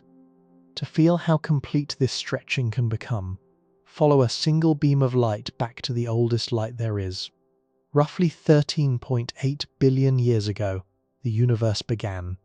For the first stretch of its existence, it was so hot and so dense that light could not travel freely. Photons were trapped, scattered endlessly off a fog of charged particles, unable to cross even the smallest distance without being knocked sideways. Then, approximately 380,000 years after the beginning, the universe cooled just enough for that fog to clear. Atoms formed. The fog became transparent, and in that single moment, across the entire infant cosmos at once, light was suddenly set free to travel. That light is still arriving. We call it the cosmic microwave background, and it is the oldest thing any instrument has ever detected. When it was released, it glowed with the heat of the cooling universe, a fierce orange-red light pouring out in every direction. But it has been riding the expanding fabric ever since, for 13.8 billion years, and the fabric has grown larger by a factor of more than 1,000 during that ride. So the light has been stretched by that same factor. Its waves, once short and hot and visible, are now long and cold and invisible, drawn out into faint microwaves that hum at a temperature of barely 2.7 degrees above absolute zero. We did not call that light by chasing it. The expansion of space called it, by stretching it, simply by growing. Now hold two facts beside each other and refuse to let go of either one. The cosmic microwave background is, by every external clock, the most ancient light in existence. It has been in transit for 13.8 billion years. It was emitted before the first star ignited, before the first galaxy gathered, before the Earth, before the Sun, before anything you have ever touched or named existed. And yet, from the frame of that light itself, no time has passed at all. Not a great deal of time. Not a little time. None. The photon striking a detector tonight, the photon that began its journey at the dawn of the transparent universe, has experienced its emission and its arrival as a single, seamless, simultaneous event. From its own perspective, it was released and received in the same instant, across a distance that, from its own perspective, was never there. This is not a paradox to be resolved. It is two true statements describing the same object from two different vantage points, and both statements are exact. To us, the ancient light is 13.8 billion years old. To the light, the ancient light is 0 seconds old. The clock on the wall and the clock carried by the photon disagree completely, and neither is lying. The disagreement is not a flaw in our measurement. It is the geometry of reality showing its true shape, the shape that everyday experience hides from us because we are made of mass, and we are condemned, blessedly, to move at speeds where time still flows. And here the picture darkens further, because expansion is not finished. Space continues to swell, and in the deep future it will swell faster, carrying distant galaxies away from us at apparent rates that climb without limit. Light that leaves those galaxies now will be stretched more and more severely as it crosses an ever-growing gulf, its waves drawn longer and longer, its color sliding from red into infrared, from infrared into radio, into wavelengths so long and so faint that no instrument could ever register them. Eventually, the space between us and those galaxies will open faster than their light can cross it. Their photons will set out toward us and never arrive. Not because they slow down, not because they tire, but because the road itself lengthens beneath them faster than they can advance along it.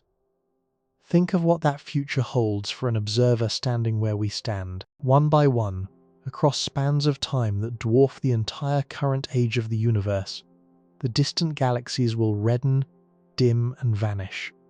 Their last light will arrive stretched almost to flatness, a final whisper at the edge of detectability, and then nothing. The sky will not go dark all at once. It will empty slowly, patiently, galaxy by galaxy, until an observer in that remote epoch, looking out with the finest instruments imaginable, would see only the few stars still bound nearby and beyond them an ocean of black. They would have no way of knowing the cosmos was ever full.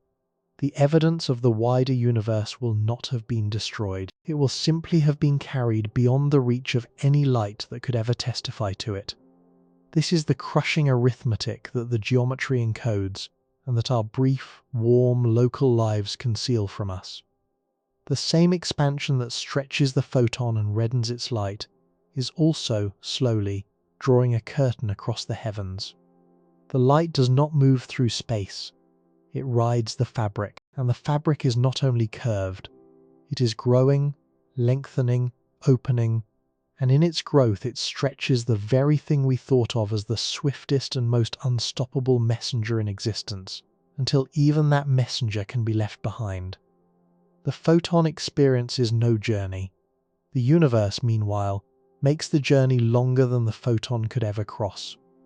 Both of these are true at the same moment, and the space between them is where the deepest strangeness of all still waits. Consider the oldest light there is. Long before there were galaxies to redden, before there were stars, before there was anything we would recognize as a sky. The infant universe was a kind of fog. For roughly 380,000 years after the beginning, the cosmos was too hot and too dense for light to move at all. Photons were trapped, scattered endlessly through a sea of charged particles, unable to travel more than a flicker before being swallowed again. Then the fog cleared. The universe cooled enough for the first atoms to assemble, and in that single moment the imprisoned light was released in every direction at once. That light is still arriving today. We call it the cosmic microwave background, and it is the most ancient thing any instrument has ever detected. Now hold two facts in your mind at the same instant, because the universe is about to ask you to believe both of them. The Big Bang occurred approximately 13.8 billion years ago. Those background photons were set free approximately 380,000 years after that beginning, which means they have been traveling for very nearly the entire age of the cosmos. By the clock on your wall, by the clocks of the galaxies, by every clock that has mass and therefore feels the passage of time, those photons are 13.8 billion years old. They are nearly as old as existence itself, and yet, from their own frame, not 1 second has passed. Not a year, not an hour, not the briefest measurable instant. The light that has been falling toward us across the whole history of the universe carries, in its own reckoning, no history at all. It is simultaneously the oldest thing we can observe and the youngest. 13.8 billion years old by our accounting, 0 seconds old by its own. Both numbers are not approximations. Both are exactly true. The same photon answers two completely different questions about its age, and neither answer is wrong, and the two answers can never be reconciled into a single comfortable number, because comfort is a property of our frame, and the photon does not share our frame. This is the deepening strangeness of deep time. We are accustomed to thinking that age is one thing, that a clock is a clock, that the past recedes evenly behind everything in the cosmos. But the light proves otherwise. The light that left the surface of the early universe has been stretched and reddened across 13 billion years of cosmic expansion, its wavelength drawn out by the lengthening of the very space it rides upon, and through all of that stretching it has aged exactly nothing.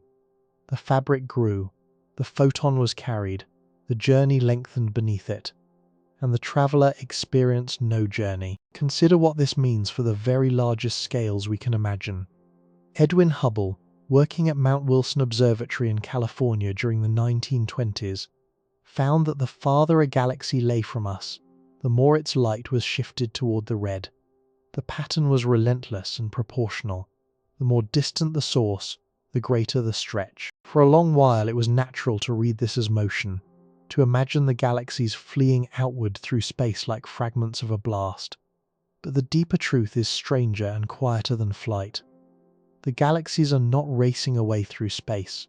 Space itself is lengthening between them. A photon can leave a distant galaxy, cross billions of years and arrive reddened, even if neither the galaxy that emitted it nor the observer who catches it was ever moving through space at all.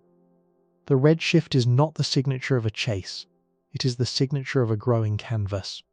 The wavelength stretches because the distance it occupies stretches.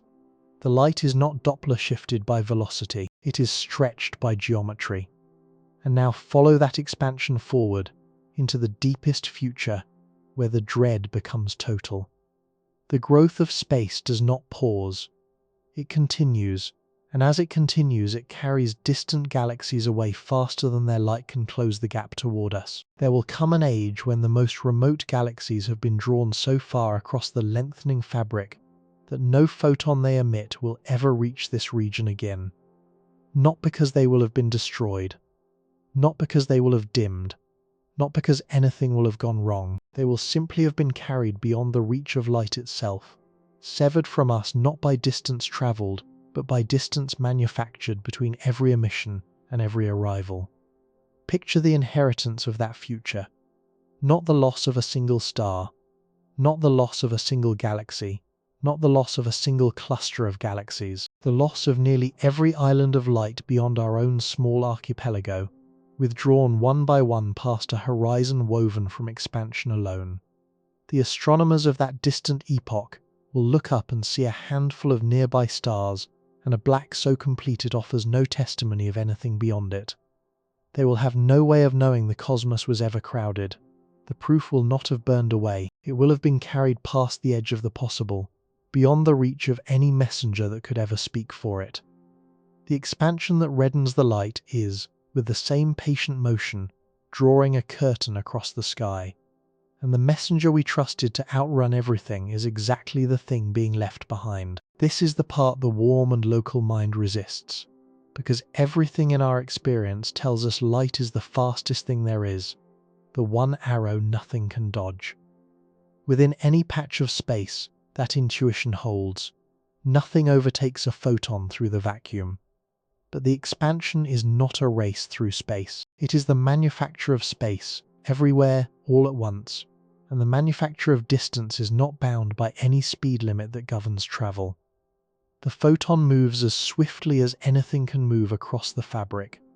And the fabric, in the largest reckoning, opens faster than the photon can cross it. The swiftest possible thing can still be defeated, not by something faster, but by the lengthening of the very ground beneath it. There is one last layer of strangeness folded into all of this, and it sits in a number we already named at the very beginning. In 1983, the 17th General Conference on Weights and Measures fixed the speed of light at exactly 299,792,458 meters per second, and redefined the meter itself as the distance light covers in one part in that many fractions of a second. Read that carefully, because of what it quietly admits. The speed of light is no longer something we go out and measure. It is something we have declared. It is not a fact we discover about a traveller crossing a void. It is a constant woven into the definition of distance itself. We do not measure light against space. We measure space against light. The number is not the velocity of a thing moving through the universe. It is a property of the geometry the universe is made of. So the photon does not move through space at the speed of light. The speed of light is what space is built from. The constant is not describing a journey across the cosmos. It is describing the rate at which the cosmos can connect any one place to any other, the deepest grain of causality itself, and that is why nothing with mass can ever reach it. You cannot outrun the geometry you are made inside of. You cannot travel faster than the thing that defines what traveling means. The photon experiences no journey. The expanding universe makes the journey longer than the photon could ever cross. The constant that should describe a speed turns out to describe the shape of everything. All three of these are true in the same instant, on the same patch of lengthening fabric, beneath the same reddening light. And underneath even these, deeper than the geometry, older than the expansion, there is the question of what the light truly is, and what was already everywhere before the first photon ever stirred. To follow that question all the way down, you have to leave the expanding cosmos behind for a little while. You have to step out of the year 1919, away from the eclipse and the bent starlight, and walk backward through more than half a century. The room you arrive in is quiet. It is a study in London, in the year 1865, and the man working there is named James Clerk Maxwell. He is not looking at the stars at all. He is looking at numbers. Maxwell was studying two forces that for most of human history seem to have nothing to do with each other. Electricity was one, magnetism was the other. People knew that a current could deflect a compass needle, and that a moving magnet could push a current through a wire, but the deeper connection between them stayed hidden. Maxwell did something nobody had managed before. He wrote down a single set of equations that described both forces as two faces of one underlying thing. He called it the electromagnetic field. Then something extraordinary fell out of the mathematics. This is the quiet reality of how the deepest truths in physics are often discovered. Not through a telescope, not through a sudden flash of insight in a laboratory, but through a number that appears, unbidden, in the middle of an equation, and simply refuses to be ignored. When Maxwell worked through what his field equations implied, They predicted that a disturbance in the electromagnetic field would travel outward as a wave. That wave would move at one specific speed. That speed was not something Maxwell put into the equations by hand. It emerged on its own, from two constants that describe the empty vacuum itself. The first is called the permittivity of free space, a measure of how the vacuum responds to an electric field. The second is called the permeability of free space, a measure of how the vacuum responds to a magnetic field. Maxwell found that the speed of his electromagnetic wave was equal to 1, divided by the square root of those two vacuum constants multiplied together. Two properties of nothing, multiplied, rooted, inverted. And out came a speed. The two constants had already been measured in the laboratory by other hands, for entirely different reasons. Two German physicists, Wilhelm Weber and Rudolf Kohlrausch, had determined their experimental values years earlier. When Maxwell took those measured numbers and ran them through his formula, the speed that came out was almost exactly the speed of light. He had not been studying light, he had been studying electricity and magnetism. The answer to a question about magnets and wires turned out to be the same number as the speed at which sunlight crosses the void. Consider what this means. Light was not a separate substance that happened to move quickly. Light was the electromagnetic field itself, vibrating, propagating, carrying a ripple from one place to another. Maxwell had quietly answered a question that had haunted physics for 2 centuries. What is light made of? The answer was that it is made of the same field that makes a compass needle swing. Not a mysterious fluid, not a glowing fire, a wave in the electric and magnetic fabric of the vacuum. Here is where the old picture begins to dissolve completely. Remember the aether. Remember the invisible ocean that physicists believed light had to swim through, the impossibly rigid medium that Michelson and Morley went looking for and could not find. Maxwell's equations did not need it. The electromagnetic field was already the medium, not a material substance filling space, the way water fills a glass.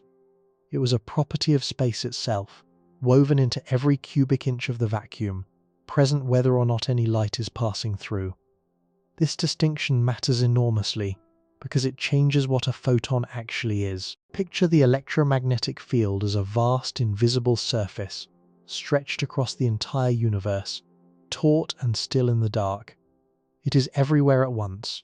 It does not travel, it does not arrive, it simply is, the way the ocean simply is, even when its surface lies perfectly flat. When something disturbs that field, when an electron drops to a lower energy state inside a distant star, the disturbance does not launch a tiny object across the gap. It sends a ripple racing across a surface that was already there. That ripple is the photon, not a bullet fired through emptiness, not a pebble thrown across a void, a wave in a field that already touched both the star and your eye before the light was ever born. The photon does not carry itself from there to here. The field connects there and here already, and the photon is simply the shape the field takes for an instant as the disturbance passes through. This is the answer to a puzzle we left unresolved long ago. Remember Thomas Young and Augustin Jean Fresnel, the experimenters who, early in the 19th century, proved that light behaved like a wave. They watched it bend around edges. They watched it interfere with itself. Bright bands and dark bands marching across a screen, the unmistakable signature of waves overlapping. From that, they drew a conclusion that seemed unavoidable. A wave needs something to wave in. Sound needs air. Ocean waves need water. So light, they reasoned, must need its own medium too. They were not wrong about light being a wave. That part was correct, and the experiments that proved it have never been overturned. They were wrong about what the medium was. Not a material substance, not a ghostly fluid threaded through the stars. It was a field, a quantum electromagnetic field, that fills all of space and needs no substrate beneath it to hold it up. The medium was real, it just was not made of anything. It was made of the vacuum's own willingness to carry a wave. There is something almost unsettling about the photon's place in the history of physics. Of all the particles we know, it is unique in one strange respect. It was understood as a field before it was ever detected as a particle. Maxwell described the electromagnetic field decades before anyone confirmed that light delivered its energy in discrete packets. The wave came first in our understanding. The particle came after. For every other particle, the order ran the other way. The photon arrived in our minds as a ripple, and only later revealed that the ripple was also a thing. The mathematics become even more remarkable when you ask what this means for the speed itself. We have spent this entire journey circling a single number, 299,792,458 meters per second. We have treated it as a speed limit, a barrier, a wall that nothing can cross. Maxwell's discovery reveals what that number truly is. It is not the speed of a thing moving through space. It is the rate at which a disturbance in the electromagnetic field can propagate through the vacuum's own structure. This is a profound shift, and it is worth slowing down to feel it fully. The speed of light does not describe how fast light travels. It describes how fast the universe can pass a change from one point to the next. It is the response time of reality itself, the maximum rate at which any influence, any cause, any flicker of information can reach across the gap between two places. Light happens to move at that speed because light is a pure field disturbance with no mass to slow it down. The number was never really about light, it was about the fabric. This is why nothing with mass can ever match it. Not because engineers have failed to build a fast enough engine, not because we lack sufficient fuel, or sufficient time, or sufficient ambition. It is because the speed of light is the rate at which the field itself can change, and an object with mass is not a pure field disturbance. It is a knot, a standing tangle in the fields, and a knot cannot move as fast as the smooth wave it is tied into.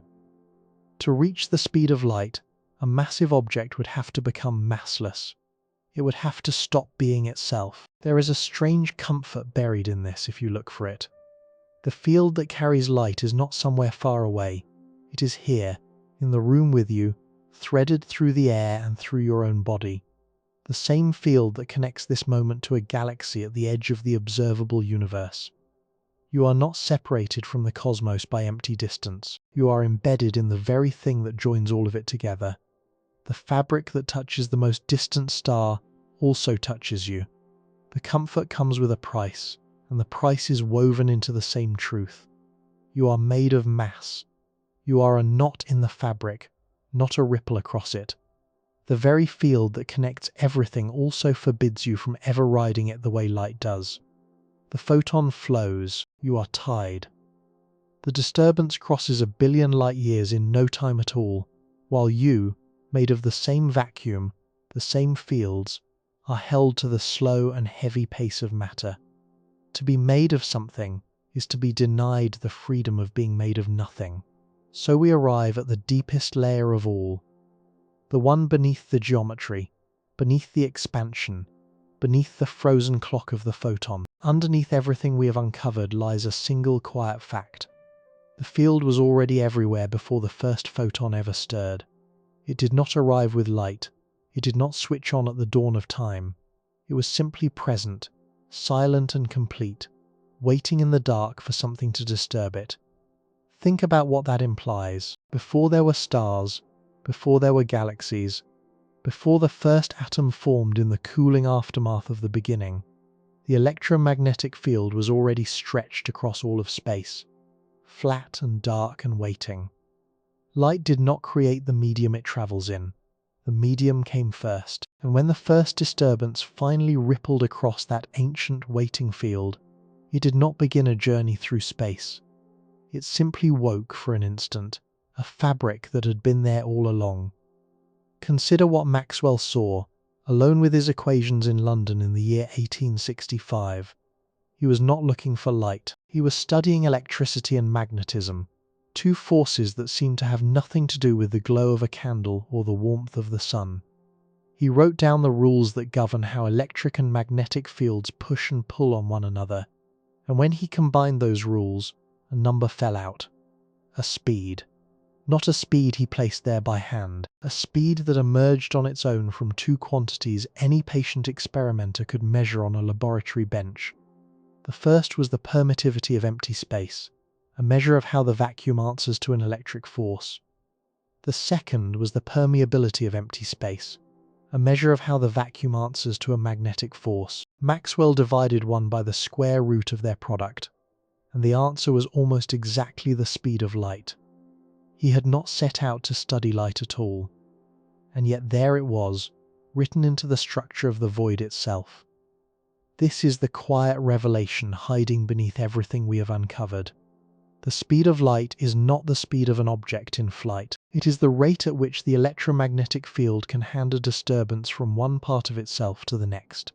The vacuum has properties. Empty space is not truly empty. It carries an electrical character and a magnetic character, and those two characters together set the pace at which any ripple can cross it. Not a traffic law imposed upon travellers, a property of the road itself, fixed long before any traveller arrived. Think about how strange this makes the familiar number. We say light moves at 299,792,458 meters per second, and we picture something racing across a gap. But Maxwell's formula whispers a gentler and far stranger truth. That number is simply how quickly the field can wake itself. It is the response time of the vacuum. The photon does not choose that speed. The photon cannot go any slower, and nothing carrying mass can ever match it, because the speed belongs to the field and not to anything passing through it. This is why the cosmic speed limit can never be broken. Not because our engines are too weak, not because we have failed to build something fast enough, but because there is nothing to outrun. A rocket tries to move through space. A photon moves through nothing. It is the field shrugging, locally, for a single instant, and that shrug travels at the only rate the vacuum allows. To ask why nothing can travel faster than light is to ask why nothing can move faster than the ground it stands on. The question dissolves the moment you see what light truly is, and here the old mystery from 2 centuries earlier finally settles into place. Thomas Young and Augustin Jean Fresnel, with their patient experiments on diffraction and interference in the early 1800s, had proven beyond any doubt that light behaves like a wave. They were right. Light does ripple. Light does interfere with itself. Crest-cancelling trough. Bright bands and dark bands appearing exactly where the mathematics demands. Their conclusion was not the error. The error was the assumption that trailed quietly behind it. Every wave they had ever known needed something to wave within. Sound needs air. Ocean swells need water. So light, they reasoned, must need its own invisible ocean. They were not wrong about the wave. They were wrong about the water. The water was never out there waiting. The medium is the quantum electromagnetic field, and it does not sit inside space the way water sits inside a glass. It is woven into space, present at every point, a property of the vacuum as fundamental as geometry itself. When physicists in the 20th century built quantum field theory, they found that the photon was unlike every other particle in one remarkable way. It had been understood as a field before it was ever caught as a particle. Maxwell described the field decades before anyone could detect a single quantum of light. The ripple was understood before the thing that ripples was confirmed. And that ripple, that single excitation running across the whole expanse of the field, is the photon. Not an object passing through the field itself, briefly awake. In the year 1983, the world's measurers made this truth official in the most concrete way imaginable. They stopped measuring the speed of light. They fixed it. By international agreement, the speed of light became exactly 299,792,458 meters per second. Not because that was the finest measurement available, but by definition. Then they redefined the meter itself in terms of that speed. The length of a meter is now simply how far light reaches in a tiny fixed sliver of a second. Read that slowly. We no longer measure light against our rulers. We carve our rulers out of light. The speed of light has become the bedrock against which distance itself is defined. It is not a fact about how fast something travels. It is a fact about the shape of space. There is something almost consoling buried in this. If light is the field waking, and the field was always present, then the universe is not the hollow, empty gulf it appears to be from a distance. The space between the stars is not nothing. It is full, brimming with a silent field that asks only for a disturbance before it begins to sing. Every beam of starlight that has ever fallen across a human eye was that field, remembering for an instant that it could move. But the comfort carries its own colder edge, and the edge is sharp. If the field lay here before the first star, waiting in the dark, then it will lie here after the last star fades. It does not need us. It does not need light. It will rest flat and silent across the emptiness long after the final disturbance dies away, complete in itself, asking for nothing, expecting nothing. The field is not our companion.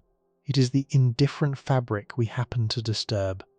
And that opens a question larger than any we have yet dared to touch. If the speed of light is sewn into the geometry of space, and space itself is the very thing we have been examining all along, then what exactly is this space that holds the field, the photon, the stars, and the slow patient dark between them?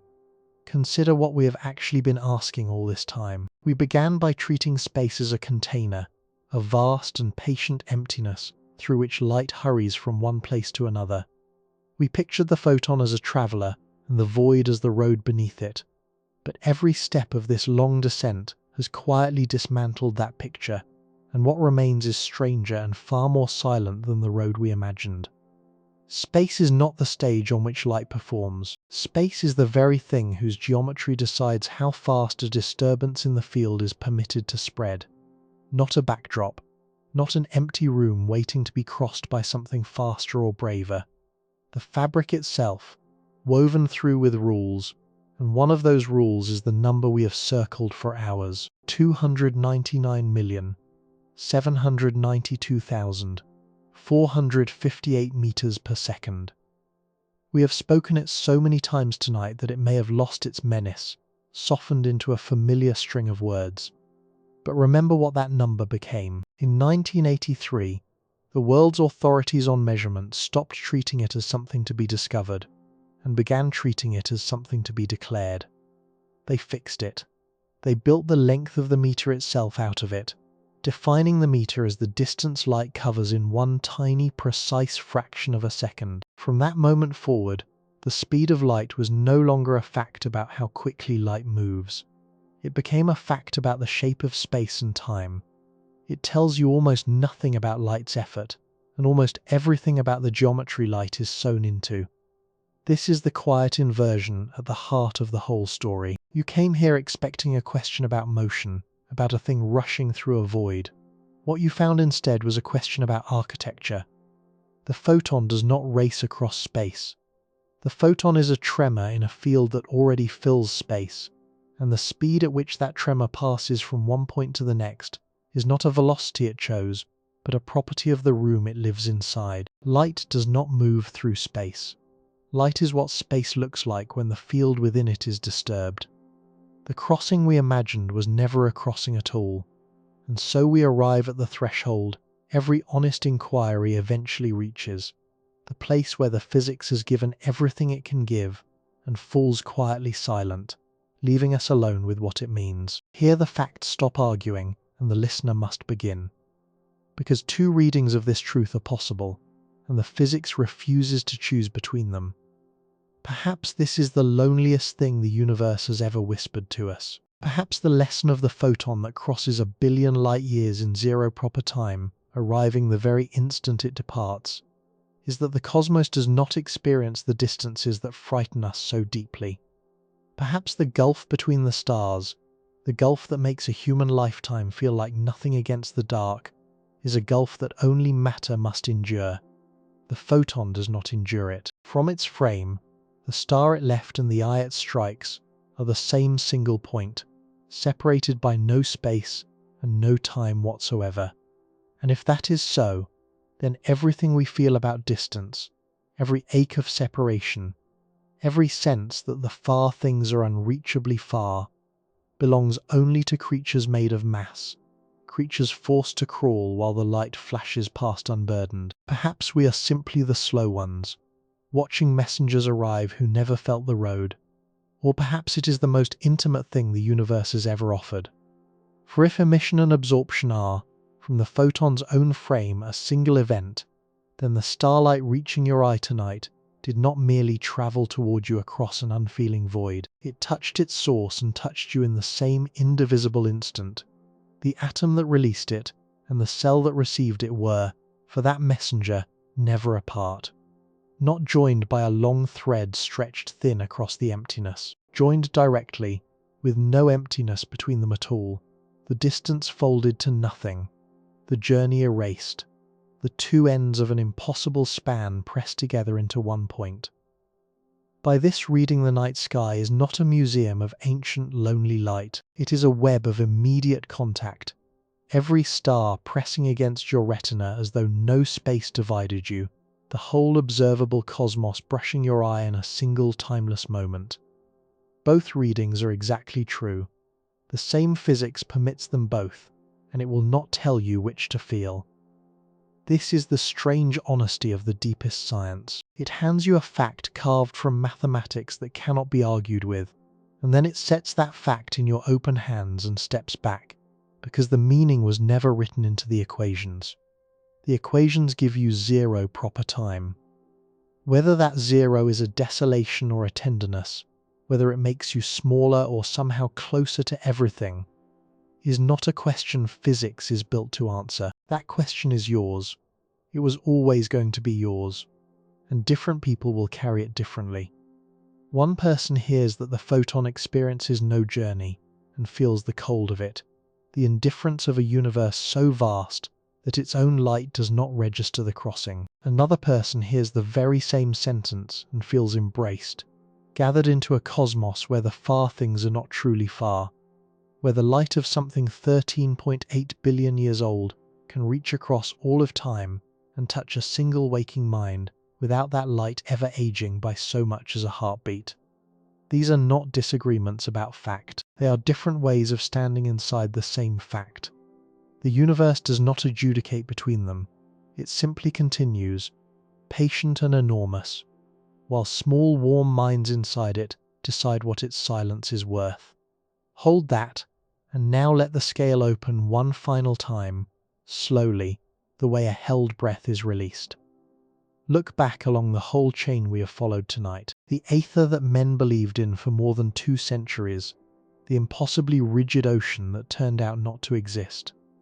The mercury bath in a Cleveland basement that floated 2 arms of light and found no current, no wind, no medium at all. Only the most consequential nothing ever measured. The field Maxwell found hiding inside 2 quiet constants of empty space. The field that needed no ocean, because it was the ocean and the water and the wave all at once. The starlight bent by the curve of the sun, proving that light does not cut a straight line through a void, but follows the bend of the fabric itself. The galaxies racing apart, their light stretched and reddened, not because they fled through space, but because the space between them grew.